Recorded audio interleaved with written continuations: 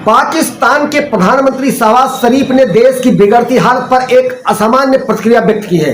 उन्होंने कहा है कि विदेशी कर्ज के लिए दुनिया भर में हाथ फैलाना पाकिस्तान के लिए अपमानजनक बन गया है।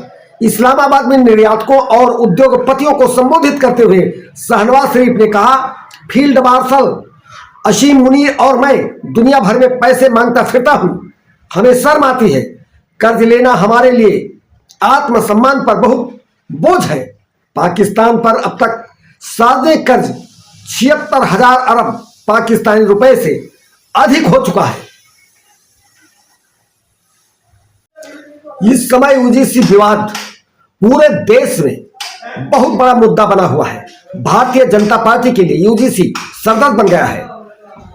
सुप्रीम कोर्ट के रोक के बाद अब सरकार को जवाब देना होगा। अगर भारतीय जनता पार्टी सरकार के नए यूजीसी नियम को बचाव करती है तो उसे सवर्णों के गुस्से का सामना करना पड़ सकता है। सवर्णों ने घोषणा की है कि वे 19 मार्च तक अपना आंदोलन जारी रखेंगे।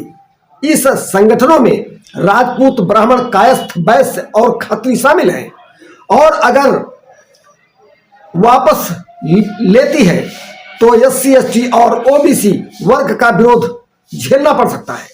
इस तरह भारतीय जनता पार्टी दोनों ओर से फंस चुकी है, जबकि भारतीय जनता पार्टी के पारंपरिक वोट सवर्ण है। और अब देखने की बात यह है कि इस चक्रव्यूह से भारतीय जनता पार्टी अपने आप को कैसे निकालती है।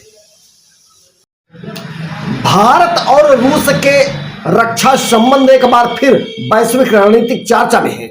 रूस ने भारत को लेकर अपने 5वीं पीढ़ी के लड़ाकू विमान Su-57 को लेकर एक ऐसा प्रस्ताव दिया है जिसे लेकर चीन व अमेरिका में खलबली मच गई है।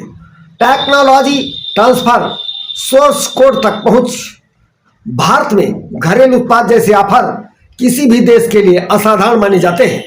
रूस भारत के लिए यह सब इसलिए कर रहा है क्योंकि भारत रूस का दीर्घकालिक रणनीतिक साझेदार भी रहा है। ईरान और अमेरिका के बीच लगातार तनाव बढ़ता जा रहा है। अमेरिका की तमाम धमकियों के बीच ईरान के साथ साथ 8 मुस्लिम देशों में भी अमेरिकी हमले का डर महसूस किया जा रहा है।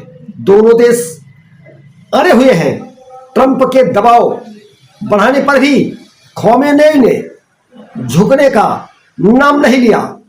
अमेरिका ने समंदर में जंगी बेड़ा उतार दिया है। दूसरी तरफ खोमेनी की सेना ने समंदर के भीतर बारूद बिछाना शुरू कर दिया है। ईरान के चारों ओर अमेरिका के महाविनाशक बम उड़ान भर रहे हैं। यदि अमेरिका हमला करता है तो अमेरिका के साथ 7 देश ईरान पर हमला कर सकते हैं। दिल्ली की प्रमुख यूनिवर्सिटी JNU जवाहरलाल यूनिवर्सिटी में भारतीय जनता पार्टी संघ और ब्राह्मणवाद मुर्दाबाद के लगे नारे। सुप्रीम कोर्ट द्वारा यूजीसी पर रोक लगाने के बाद लेफ्ट विचारधारा वाले छात्रों और अन्य संगठनों ने साबरमती ढाबे के पास विरोध प्रदर्शन किया, जिसमें सैकड़ों छात्रों ने ब्राह्मणवाद मुर्दाबाद के नारे लगाए और ब्राह्मणवाद का पुतला फूंका। इस प्रदर्शन को लेफ्ट वर्ग के छात्रों ने किया था। इस प्रदर्शन की ABVP के कार्यकर्ताओं ने खुली आलोचना की और कहा, JNU करदाताओं के पैसे से चलने वाला विश्वविद्यालय है, ना कि बर्बादी के नारे लगाने वालों के। देश के पूर्व उपराष्ट्रपति हामिद अंसारी ने एक बार फिर विवादित बयान दिया है। उन्होंने कहा है कि गजनी और लोदी हिंदुस्तानी लुटेरे थे। उन्होंने कहा, लोग अपनी किताबों में छपवाते हैं कि कोई लोदी तो कोई गजनी, ये सब हिंदुस्तानी लुटेरे थे, ये बाहर से नहीं आए। लोग राजनीतिक सुविधा के लिए कहते हैं इन्होंने ये तोड़ा, उन्होंने वो तोड़ा। भारतीय जनता पार्टी ने हामिद अंसारी के इस बयान की कड़ी आलोचना की है।